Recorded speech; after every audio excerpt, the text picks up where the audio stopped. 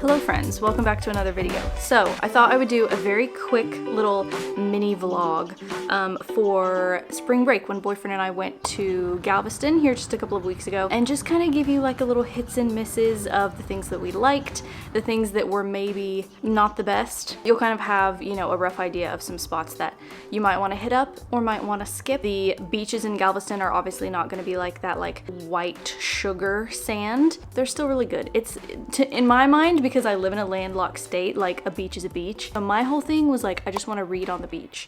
And that's exactly what I did for quite a few hours while boyfriend juggled, because he's learning to juggle. So I thought I would go ahead and roll the beach clips so you guys can see what my beach reads were. And then I'll get into like restaurants and like coffee shops and that kind of thing, so you guys can get an idea of the places that you might want to hit up if you go for the summer.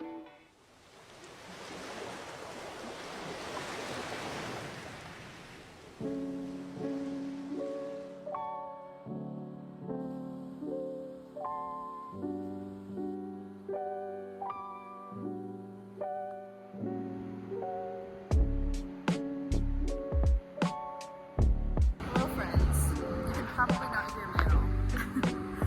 We are at East Beach in Galveston, and I will show you my reading selections. We have Curious Tides. I literally only brought this because it has like ocean, it's like ocean themed. I want to say it's kind of culty, cult-like secret society. That's right up my alley. And then Planet for Rent by Yas for my Reading Around the World challenge. This is science fiction. This is for Cuba for my Reading Around the World challenge. So whenever I finish it, I'll put the date in there. And then boyfriend just brought me some sea moss.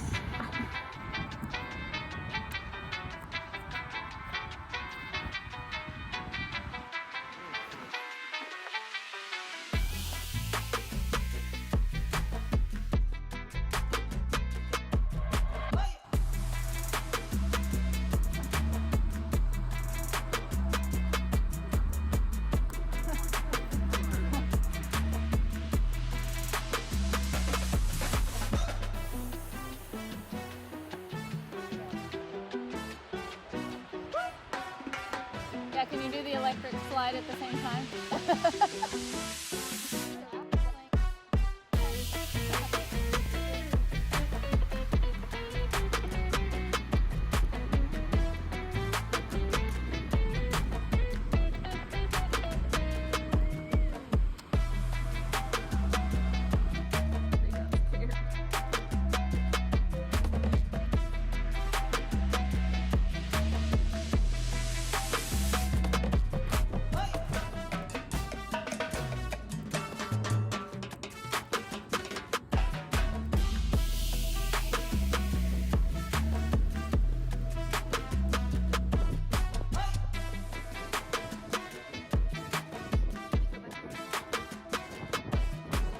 So the beach that we were at that you want to go to is East Beach.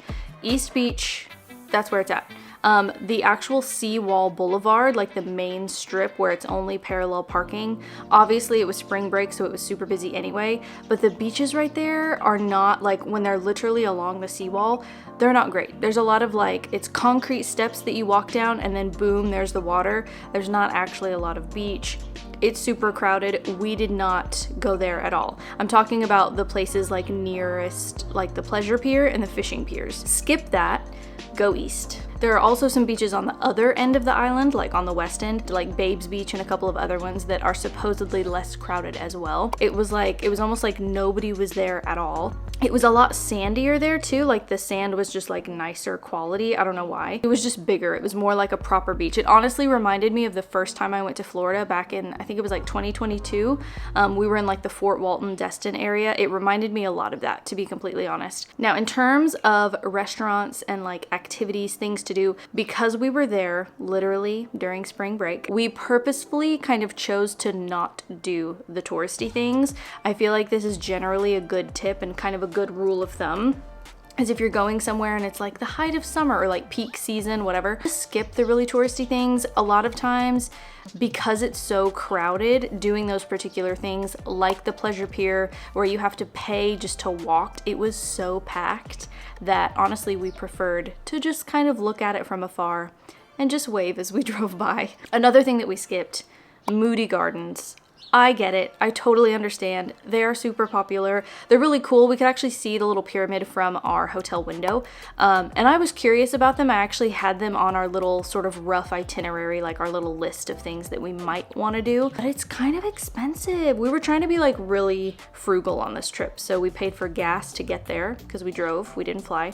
We used credit card points to pay for the hotel. And we also specifically booked a suites hotel because it had like the dishwasher and the stove top and like a full-size fridge and a microwave. So we ended up going to the Kroger's that's there on the island and buying things so we could cook for ourselves. So we also saved money that way. So we really didn't spend, I think we spent like $200 between the two of us at the most. And that was even on a couple of souvenirs. Like I got a t-shirt at one of those cheesy like souvenir shops. Now, speaking of food, we did go to a local fish market. So there's like Katie's Seafood House, which is like a seafood restaurant you can eat at. We didn't eat at it, but right next door is her little fish market. It's teeny tiny, it's adorable, and honestly so inexpensive. I think we literally paid like $4 or something for like half a pound of shrimp. And then we cooked it up just with some butter and like Old Bay seasoning on our little stovetop in the hotel.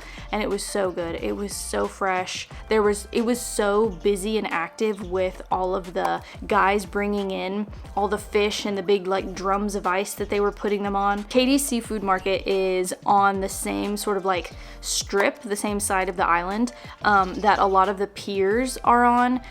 That's where you would drive to, like if you were leaving from the port of Galveston on a cruise. So where we ended up eating was right next to that, and it was on Pier 22. It was called Fisherman's Wharf. We were so hungry when we were driving into town, like down to the island. We kind of realized how busy it was. So we were like, maybe we should make reservations somewhere, because I'm not the most patient person in the world. And so if I get to a restaurant and it's like 45 minutes, an hour, 2 hours sometimes wait, no, it's just not gonna happen. And we didn't want to get stuck in a situation where we would just have to like eat fast food because all of the nice restaurants had already been filled up. So he ended up booking us a 6 p.m. slot. Super cool. We ended up picking like an outside seating area because they have like a pier that goes out over the water, and you can see like the big, I don't know what they were, like cargo ships or something passing by in the water. So that was a really cool experience. It very much feels like you are there, like you are on the water. It almost felt like we were on a houseboat or something. I will say the gulls, like all of the birds, made it very loud. They were very screechy. They were very excited for food. They had some mesh up, like some netting, but it wasn't really keeping all of them out. And we almost had to yell to hear each other. And we were literally sitting right next to each other. But it was sunset. We wanted the sun and the water and the whole experience. So we ordered 6 oysters on the half shell. We had never tried oysters before. This was our first time. And unfortunately, it was a big disappointment. Very sad. They had basically no flavor. So I'm thinking this was probably like a geographic thing. If we're ever in Maine or somewhere like that, maybe we'll try oysters again. Then when we woke up the next morning, of course your girl needs an espresso. I need coffee that is not like the free breakfast at the hotel, which honestly their breakfast at Town Place was really good if you're gonna stay there. I purposefully picked a place that had free breakfast, so that was another way for us to save money. But I always like to go out to a little independent coffee shop, somewhere that's not a Starbucks, and yeah, order a yummy espresso drink. Iced espresso is my fave, like an iced latte. It's just, I know people are like, it's such a waste of money, like gourmet coffee. I've never regretted a single dollar that I have ever spent on gourmet coffee. So we ended up at Light Roasters, which is named for the former red light district, which I thought was kind of cool. I had so many saved on my notes app. This just happened to be the one that we drove to. I don't remember why, if it was something about the hours or maybe it was just kind of close-ish. It was on the way to East Beach, so I think that's probably maybe why we stopped at that one. So delicious, really cool vibe inside. It's kind of like industrial style, like typical kind of like hipster coffee shop. Even though it was busy and there was literally one dude behind the counter, he was being really quick and he did a really good job. We gave him a good tip. I made sure to make it last. I always sip on my lattes for like hours and hours to get every dollar's worth. So I drank that on the beach while I started reading Curious Tides, which I'm loving so far. And like I said, I will wrap up for you in my March wrap up. Right next to Red Light Roasters is actually Freckleberry. So if you have somebody with you who, like my boyfriend, who is trying to kick caffeine, there's like a tea house right next to it. Super cute. It's such a cute area of town too. I definitely recommend driving by Broadway. If you are into, and we didn't stop, and I'm kicking myself for not doing it, but if you drive down Broadway, there are so many beautiful houses. There were a couple of churches that were stunning. So if you're into like fun architecture, then Broadway is where you're gonna wanna drive. What do you wanna say? You got left behind, you didn't get to go. I'm so sorry. I don't like leaving you, but you can't go with us. I don't think that would be very good for you. And I think that's literally it. We did not go to any other restaurants because that meal at Fisherman's Wharf was like almost $100 because I did order a margarita. I think it was like $14. So that was kind of my fault. It was really good though. It was a really good margarita. And I think Red Light Roasters was the only time that I got like a fancy coffee because we were only there for 2 nights. So it was very quick, it was very chill. We didn't do much, didn't spend a lot of money, but that is also kind of the beauty of just having a super quick little trip where you just enjoy nature. We didn't do a whole bunch of big excursions, you know, we didn't go zip lining, we didn't do like the wind surfing or anything like that, because you can even skydive apparently. They do helicopter tours. There's a crap ton of stuff that you can do in Galveston, honestly, but we wanted to keep it really simple and kind of do it on the cheap, so that was how we kind of made it a little bit more budget friendly. Was we ate at our hotel most of the time and booked the hotel with points. Let me know if you've been. If you have any other like recommendations, you can let me know in the comments. And I will see you back for our regularly scheduled programming here in just a couple of days for my March wrap up. So I will see you guys then. Thanks for watching.